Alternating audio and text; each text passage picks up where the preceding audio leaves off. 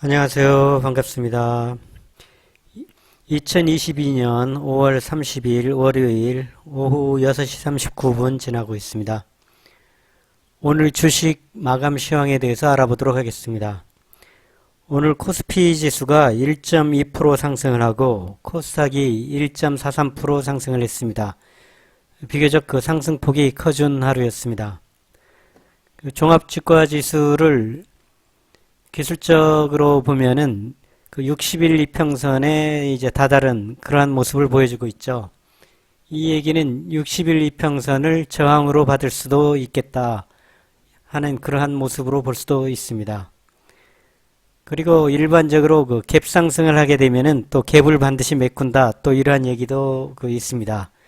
그러면은 60일 이평선을 뚫고 120일 이평선까지 한 번에 치고 올라가기는 좀 어렵지 않겠느냐 하는 그러한 생각입니다. 그 수급상으로는 아주 좋은 모습이죠. 그 거래소에서 외국인과 기관이 다 매수를 하고 있고요. 코스닥에서도 그렇고 선물에서도 외국인과 기관이 다 매수를 하는 모습, 이러한 모습은 상당히 좋습니다. 단지 지금 옵션에서만 그 외국인과 기관이 그 하방을 바라보고 있죠. 그렇지만 그 많은 양은 아니고요. 그 달러 차트에서 보더라도 오늘 달러가 그래도 비교적 큰 폭으로 그 하락을 해줬습니다. 그 환율이 1235.9, 그리고 지난번에 그 전저점을 돌파한 그 선을 다시 깨고 아래로 내려와 주는 모습은 비교적 좋은 모습입니다. 그렇지만 오늘 그 달러가 그 환율이 하락을 하게 된 것은 그 달러 선물에 있어서는 기관들이 매도를 해주고 외국인들은 매수를 하는 그러한 모습을 보여줬습니다.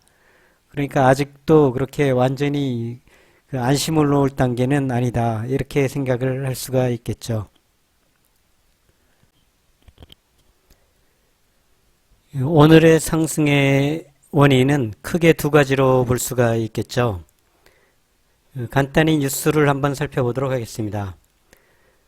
첫 번째 요인이 미국이 인플레이션이 그 정점에 다다랐을 것 같다 하는 그러한 기대감에 전체적인 시장이 올랐다, 그러한 내용입니다. 지난 주말 물가 상승 경계가 다소 완화하면서 미국 뉴욕 증시가 안도 랠리를 펼치자 도쿄 증시에서도 매수세가 우세했다, 이런 얘기고요. 지난 27일, 지난 금요일 얘기입니다. 뉴욕 증시는 다우지수는 1.76%, S&P는 1.47%, 나스닥은 3.33% 급등한 채 거래를 마쳤다. 최근 급락세를 보이던 증시 분위기를 감안할 때 눈에 띄는 반등이다. 이는 같은 날 발표된 미국 물가 핵심 지표인 개인 소비 지출, 인플레이션 지수 등이 영향으로 풀이된다. 지난 4월 PC 상승은 0.2%에 그쳐 2020년 11월 이후 가장 낮은 상승률을 기록했다. 연방준비제도가 더 매파적이지는 않을 것이라는 기대감 등이 반영된 것으로 보인다, 이렇게 됐습니다. 그 다음에 중국 내 또 다른 그 상승의 원인이, 여기에 중국 내 코로나19 확산세가 꺾이면서 상하이 베이징 등이 정상화를 위한 시동을 걸고 있어 경제 회복에 대한 기대감이 높아지고 있다. 상하이 당국은 기업이 생산활동 등 경제 회복을 지원하기 위한 소비 확대 등 50가지 대책도 추가 발표했다. 이러한 내용입니다. 그러니까 미국에서 그 인플레이션이 이제 좀 안정이 될 것 같은 그러한 기미가 보인다. 그 다음에 상하이의 봉쇄가 완화될 것이다. 이러한 두 가지 이유죠. 여기 보면 봉쇄 완화 이렇게 나와 있고 사진이 나와 있습니다. 25일 코로나 봉쇄령이 완화된 상하이에서 외출을 가받은 주민들이 자전거와 스쿠터를 타고 거리로 몰려 나오고 있다.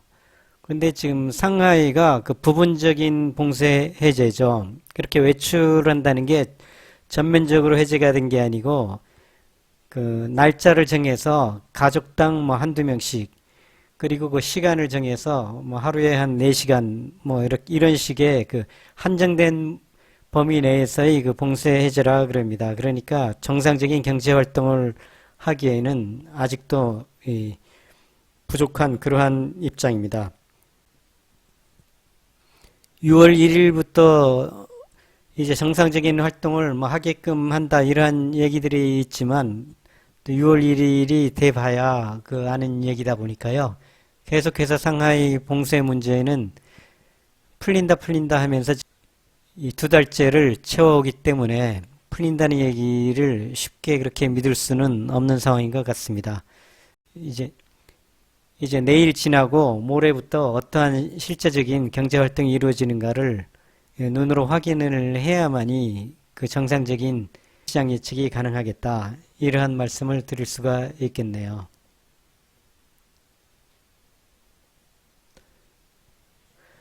뭐 그래도 전체적으로 종목들이 많이 상승을 해줬다는 그 모습이 상당히 좋은 모습입니다.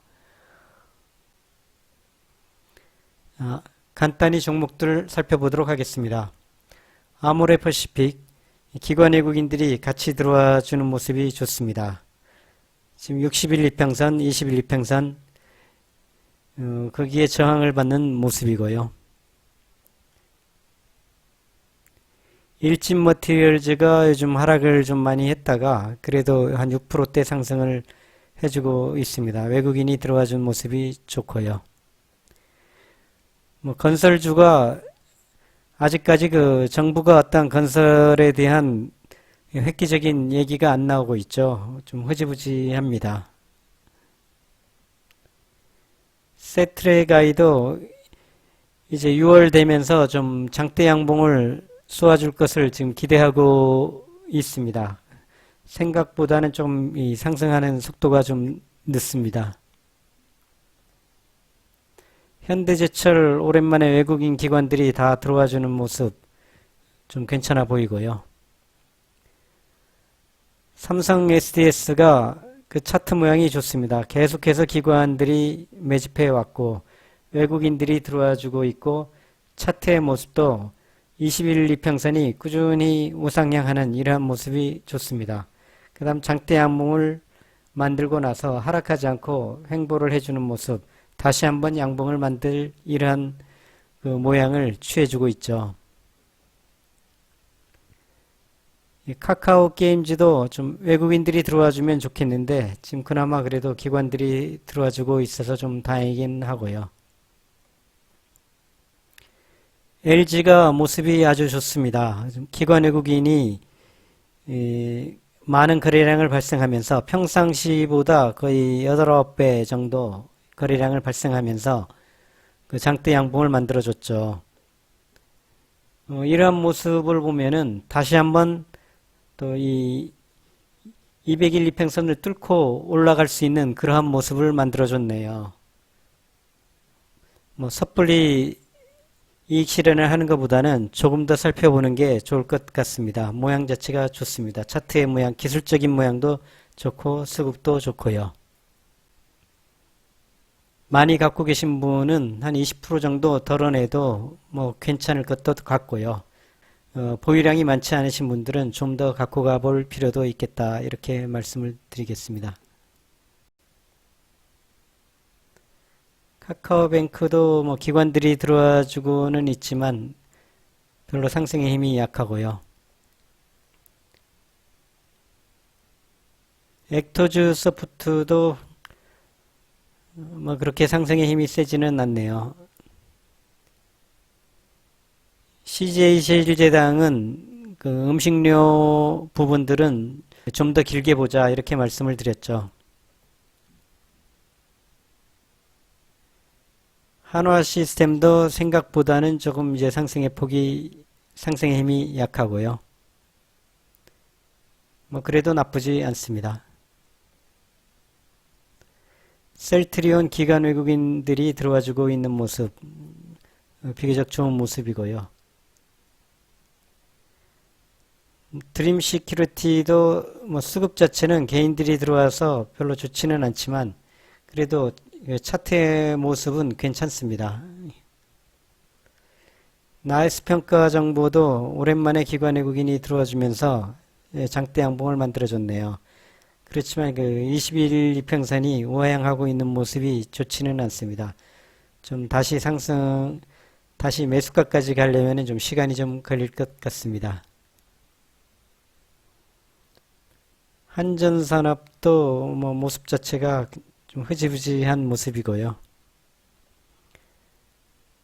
SFA 반도체도 계속해서 외국인들이 들어와 줬지만 이제 좀 이 선에서 좀 더 이상 뻗지는 못하고 있네요. 그렇지만 역시 뭐 반도체주는 장기적으로 갖고 갈 필요가 있는 주식이고요. 이노와이어리스도 5G도 생각으로 힘을 세게 받지는 못하고 있습니다. 인지 컨트롤스 오랜만에 외국인들이 들어와 주고 있어서 다행이고요. SK가스도 이제 다른 부분들이 많이 수급이 좋아서 그런지 어느 정도 상승한 다음에 계속 힘을 받지는 못하고 있습니다. 아무튼 전체적으로 그 코스피와 코스닥에서 외국인들이 들어와 주는 이러한 수급이 있어서 오늘 종목에 있어서도 외국인 기관들이 들어와 주는 그러한 모습을 보여주고 있는 게 다행입니다. 그래도 조금은 한 2700선까지는 한 번 더 올라갈 수 있지 않겠나 하는 게 제 생각입니다. 그 정도 되면은 일부는 이익 실현할 수 있는 일부분은 좀 이익 실현을 하고 가는 것도 좋겠다. 이러한 말씀을 드리겠습니다. 궁금한 점 있으시면은 댓글에 남겨주시고요. 간단히 시황 분석 마치도록 하겠습니다. 감사합니다.